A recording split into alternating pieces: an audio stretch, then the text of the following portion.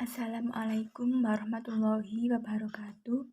Nama saya Emalia Pratiwi dengan NIM 1312000110.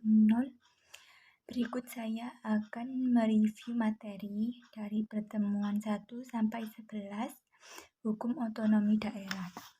Pertama, tujuan mereview.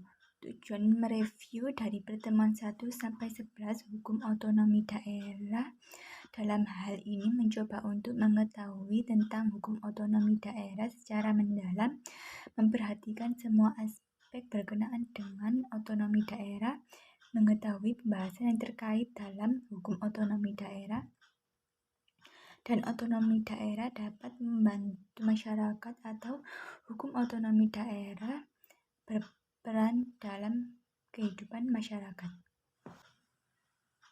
Kedua, mereview ini dilakukan dengan data-data dari catatan setiap pertemuan di kelas. Ketiga, kelebihan mereview. Kelebihan mereview ini mengkaji semua yang berkaitan dengan hukum otonomi daerah yang sudah dijelaskan oleh dosen yang bersangkutan yang mengerti dan telah mendalami hukum otonomi daerah yang dapat diterapkan dalam kehidupan sehari-hari. Keempat, hasil review. Dalam hukum otonomi daerah ini dikenal pengertian pemerintah daerah, yaitu local government, yang dibagi menjadi 3, yakni pemerintah lokal atau gubernur yang ada di daerah. Kedua, pemerintah lokal yang dilakukan oleh pemerintah lokal. Ketiga, daerah otonom. Otonomi daerah juga terdapat ciri-ciri pemerintah daerah, yakni open hand yang terdiri dari 5, yakni adanya lingkungan atau daerah yang lebih kecil daripada negara. 2, jumlah penduduk yang mencukupi. 3, kepentingan-kepentingan yang jaraknya sukar dibedakan. 4, organisasi yang memadai untuk menyelenggarakan kepentingan-kepentingan tersebut. 5, kemampuan untuk menyediakan biaya yang diperlukan. Terdapat 3 asas penyelenggaraan pemerintahan daerah menurut Undang-Undang Nomor 32 Tahun 2014, yakni desentralisasi, dekonsentrasi, dan tugas pembantuan. Desentralisasi sendiri adalah penyerahan wewenang pemerintah kepada pemerintah daerah otonom untuk mengatur dan mengurus urusan pemerintahan dalam sistem NKRI. 2, dekonsentrasi adalah pelimpahan wewenang pemerintahan oleh pemerintah kepada gubernur sebagai wakil pemerintah dan atau kepada instansi vertikal di wilayah tertentu.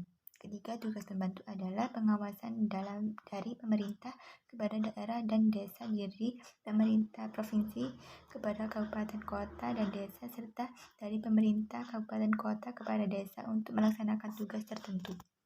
Terdapat asas pemerintahan, yakni desentralisasi yang terdiri dari desentralisasi politik atau ketatanegaraan.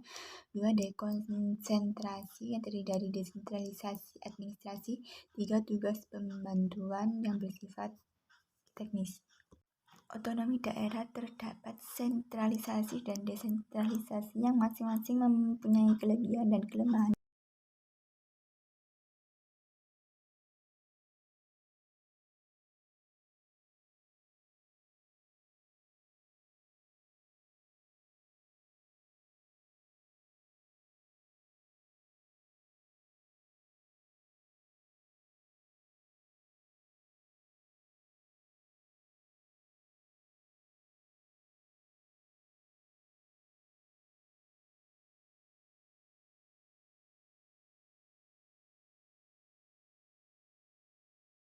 Kelima, kesimpulan.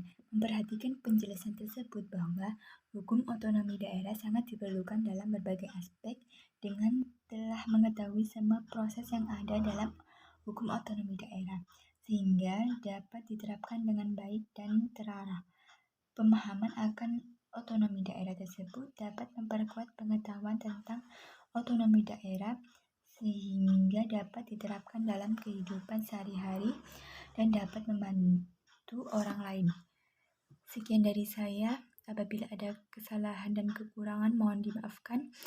Wassalamualaikum warahmatullahi wabarakatuh.